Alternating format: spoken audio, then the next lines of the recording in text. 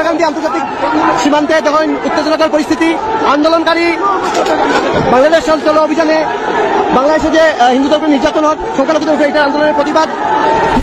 আজকে সকালেও chief adviser মহোদয়ের সাথে আমার দেখা হয়েছে। উনি বিভিন্ন আইন শৃঙ্খলা পরিস্থিতি সম্বন্ধে আমার কাছে ব্রিফ নিলেন।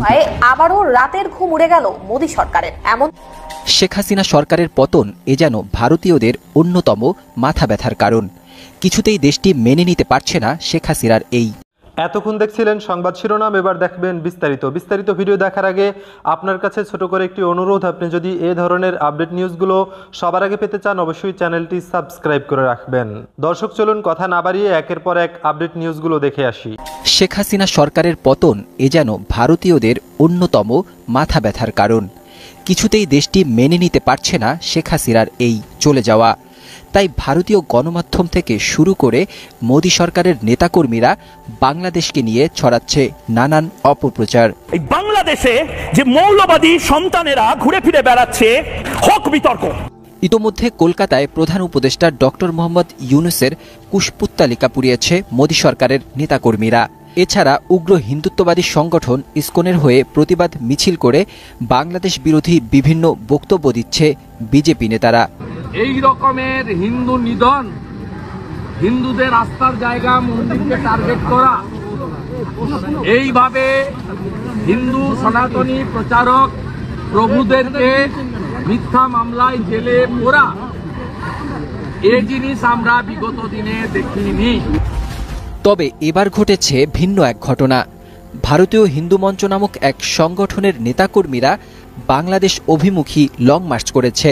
বাংলাদেশে কথিত সংখ্যালঘু নির্যাতনের অভিযোগ তুলে সিলেটের সুতারকান্দি স্থল বন্দরের ওপারে ভারতের আসাম রাজ্যের করিমগঞ্জ এলাকায় এই লং মার্চে অংশ নেয় ওই সংগঠনের শত শত নেতাকর্মীরা।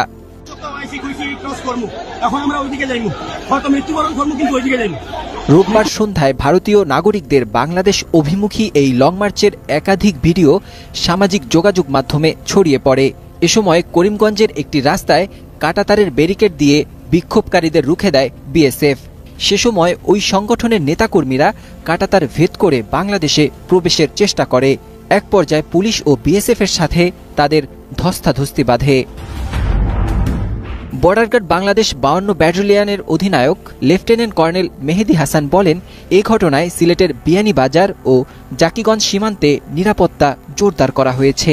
এছাড়া বিভিন্ন স্থানে যানবাহনে তল্লাশি ছাড়াও নাশকতাকারীদের ধরতে অভিযান চালানো হচ্ছে। এবার মৃত্যুদণ্ডের সাজা থেকে লুৎফুজ্জামান বাবরের বেকসুর খালাস পাওয়ায় আবারও রাতের ঘুম উড়ে গেল মোদী সরকারের। এমন কথাই বলছেন নেটিজেনরা।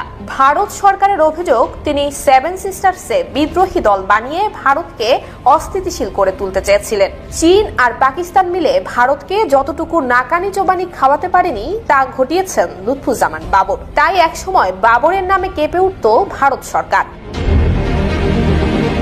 লুৎফুজ্জামান বাবর 1991 সালে পঞ্চম জাতীয় সংসদ নির্বাচনে স্বতন্ত্র প্রার্থী হিসেবে নেত্রকোনা 4 আসন থেকে সংসদ সদস্য নির্বাচিত হন। এরপর 15 ফেব্রুয়ারি 1996 সালের ষষ্ঠ এবং 2001 সালে অষ্টম জাতীয় সংসদ নির্বাচনে বাংলাদেশের জাতীয়তাবাদী দলের প্রার্থী হিসেবে নেত্রকোনা 4 আসন থেকে সংসদ সদস্য নির্বাচিত হন। অষ্টম সংসদে তিনি স্বরাষ্ট্র প্রতিমন্ত্রী হিসেবে দায়িত্ব পালন করেন। 12 জুন 1996 সালের সপ্তম জাতীয় সংসদ নির্বাচনে বাংলাদেশ জাতীয়তাবাদী দলের প্রার্থী হিসেবে এবং 2008 সালে নবম জাতীয় সংসদ নির্বাচনে স্বতন্ত্র প্রার্থী হিসেবে নেত্রকোনা 4 আসন থেকে নির্বাচনে লড়ে তিনি পরাজিত হন। 2004 সালে বাবর 10 ট্রাক ভর্তি অস্ত্র, গোলাবারুদ, রকেটের লঞ্চার নিয়ে ভারতে পাঠাতে চেয়েছিলেন, এমন অভিযোগই ছিল তার বিরুদ্ধে। ভারতের অরুণাচল প্রদেশ, আসাম, ত্রিপুরা, নাগাল্যান্ড, মণিপুর, মিজোরাম এবং মেঘালয় মূল ভারত থেকে আলাদা হতে চেয়েছিল। আর সেই সময়টাতেই ভারতের জন্য আতঙ্ক বনে যান লুৎফুজ্জামান বাবর। তবে সরবরাহ করা সেই অস্ত্র পরবর্তীতে জব্দ করা হয়।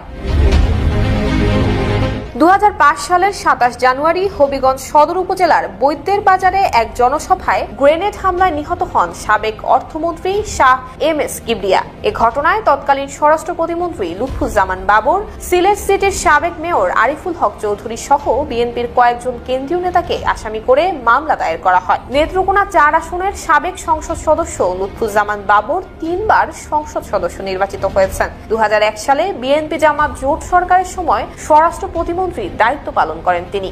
এরপর 2007 সালে সেনা সমর্থিত তত্ত্বাবধায়ক সরকারের আমলে তাকে গ্রেফতার করা হয়। পরবর্তীতে আওয়ামী লীগ সরকারের সময় 21 আগস্ট গ্রেনেড হামলা এবং চট্টগ্রামের 10 ট্রাক অস্ত্র মামলায় লুৎফুজ্জামান বাবরকে মৃত্যুদণ্ডের সাজা শোনানো হয়। বিগত 4 মাস যাবৎ হদিস নেই সদ্য ক্ষমতাচ্যুত বাংলাদেশের সাবেক প্রধানমন্ত্রী এবং আওয়ামী লীগ সভাপতি শেখ হাসিনার। গণমাধ্যম এবং ভারত সরকারের তরফে জানা যায় তিনি ভারতেই অবস্থান করছেন। তবে তার কোনো ছবি কিংবা ভিডিও দেখা যায়নি কোনো গণমাধ্যম কিংবা সামাজিক যোগাযোগ মাধ্যমে। আসেনি শেখ হাসিনার তরফ থেকে কোনো বিবৃতি কিংবা সাক্ষাৎকার। একের পর এক কল রেকর্ড ভাইরাল হলেও তার সত্যতা ঘিরে উঠেছে নানান প্রশ্ন। বিভিন্ন মহল এবার দাবি তুলেছে শেখ হাসিনাকে নিয়ে আসলে কি করেছে ভারত সরকার? তাকে কি কোনো কিছুর মুখে জিম্মি করে রেখেছে প্রতিবেশী রাষ্ট্র? এমন আশঙ্কায় দিনাতিপাত করছেন বাংলাদেশে আত্মগোপনে থাকা আওয়ামী লীগের একাধিক নেতাকর্মী। জুলাই আগস্টের অভাবনীয় গণ অভ্যুত্থানের মুখে গত 5 আগস্ট পদত্যাগ করে একরকম বাধ্য হয়েই দেশ ছেড়েছিলেন সাবেক প্রধানমন্ত্রী শেখ হাসিনা। পাড়ি জমিয়েছিলেন ভারতের রাজধানী দিল্লিতে। এরপর ইউরোপ কিংবা মধ্যপ্রাচ্যে পাড়ি জমানোর গুঞ্জন। ভারত সরকার বরাবরই শেখ হাসিনার ভারতে অবস্থানের বিষয়টি খোলসা করেছে। তবে বিগত 4 মাসে তারা একদিনের জন্য প্রকাশ্যে আনেনি বাংলাদেশের সাবেক প্রধানমন্ত্রীকে। ভারতে পরম আতিথেয়তায় রাখা হয়েছে শেখ হাসিনাকে। এমন খবর চাউর হলে তার প্রমাণ দেখাতে পারেনি কেউ। উল্টো বিভিন্ন মহলের দাবি, সেখানে ঠিক কতটুকু স্বাচ্ছন্দ্যে আছেন শেখ হাসিনা? তিনি কি আর 5টা সাধারণ মানুষের মতো জীবনযাপন করতে পারছেন, নাকি সত্যিই তাকে ঘরবন্দি করে রেখেছে ভারত সরকার?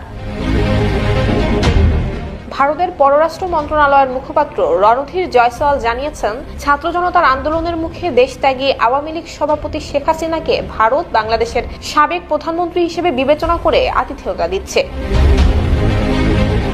গত 5 আগস্ট গণভবনের উদ্দেশ্যে আন্দোলনকারীদের যাত্রা শুরু হলে শেখ হাসিনা পদত্যাগ করে একটি সামরিক হেলিকপ্টারে গাজিয়াবাদের একটি বিমান ঘাঁটির উদ্দেশ্যে যাত্রা করেন। নরেন্দ্র মোদীর সরকার সে সময় জানিয়েছিল শেখ হাসিনা ভারতেই রয়েছেন। তার অবস্থান সম্পর্কে এর বেশি কিছু তারা জানায়নি। তবে উচ্চ মহলে খাতির আছে এমন অনেকেই ব্যক্তিগত আড্ডায় দাবি করেছেন, ক্ষমতাচ্যুত এই লৌহমানবী ভারত সরকারের একটি সেফ হাউসে তার মেয়ে সাইমা ওয়াজেদ পুতুলের সাথে অবস্থান করছেন। তবে তার কোনো অকাট্য দলিল পাওয়া যায়নি।